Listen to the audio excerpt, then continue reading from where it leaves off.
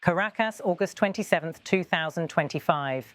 The ornate halls of the Miraflores Palace carried a message far beyond the usual protocol of a diplomatic reception.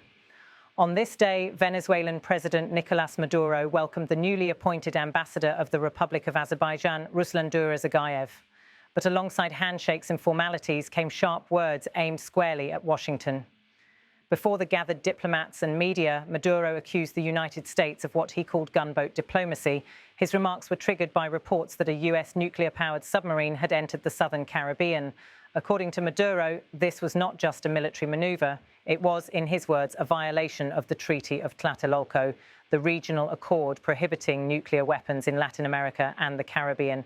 Our diplomacy is not the gunboat diplomacy of threats, because the world cannot be the world of 100 years ago again. Our diplomacy is the diplomacy of dignity, the Bolivarian diplomacy of peace. Our diplomacy comes from Bolivar, from Chavez. The treaty Maduro referred to, signed in Mexico City in 1967, remains one of Latin America's proudest diplomatic achievements.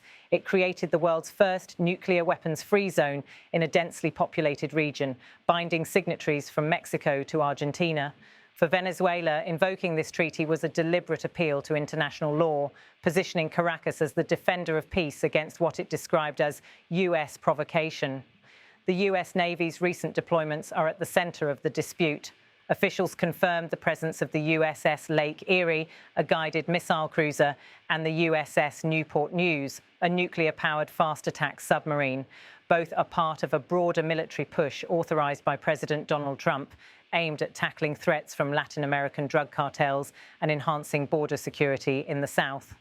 Earlier this year, the Trump administration went further, designating Mexico's Sinaloa cartel, Venezuela's Tren de Aragua, and several other criminal groups as global terrorist entities. To Washington, the message is about law enforcement and deterrence. To Caracas, it looks like the return of Cold War-style intimidation. The day's ceremony was designed to showcase Venezuela's ongoing diplomatic outreach. As Maduro clasped hands with Azerbaijan's envoy, state television broadcast the images nationwide. The symbolism was unmistakable. Even amid escalating US pressure, Venezuela continues to engage with partners across the world. The gesture framed Caracas not as an isolated regime, but as a nation rallying international solidarity against what Maduro described as unprecedented threats. Maduro's choice of words, gunboat diplomacy, carried deep historical weight. For Latin America, the phrase recalls a century marked by US interventions, from the Caribbean occupations of the early 1900s to naval blockades to covert operations during the Cold War. By casting his country as the target of modern gunboat diplomacy, Maduro placed Venezuela within a long lineage of nations resisting foreign military pressure.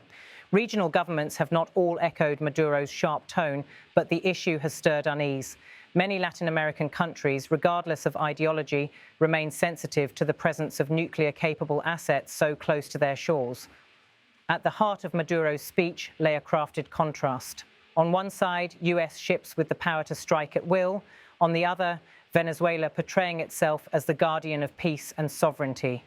His language invoked national heroes, Simón Bolívar, the liberator, and Hugo Chavez, his predecessor, symbols of independence and defiance. By tying Venezuela's position to this lineage, Maduro sought to present not merely a rebuttal to Washington, but a principled vision of what Latin American diplomacy should represent: dignity, non-aggression, and mutual respect. Beyond Caracas, reactions have begun to ripple. Venezuela's allies, including Cuba and Nicaragua, have echoed the concerns. Some non-aligned countries have expressed support for upholding the nuclear-free zone treaty. Washington, however, has downplayed the criticism, insisting its deployments are lawful and necessary. For the US, the mission is framed as counter-terrorism and counter-narcotics, a justification that carries strong weight domestically, particularly as Trump faces pressure to deliver on promises of border security. The ceremony at Miraflores was more than a welcome for a new ambassador. It was a stage for Venezuela to craft its global narrative, a small nation resisting a superpower's display of force, a defender of treaties, a voice of dignity amid threats. Whether that narrative resonates internationally remains uncertain. For now, the presence of US warships off Latin American coasts is undeniable, and so too is Venezuela's determination to confront it not with weapons, but with words, history, and a claim to the principles of peace.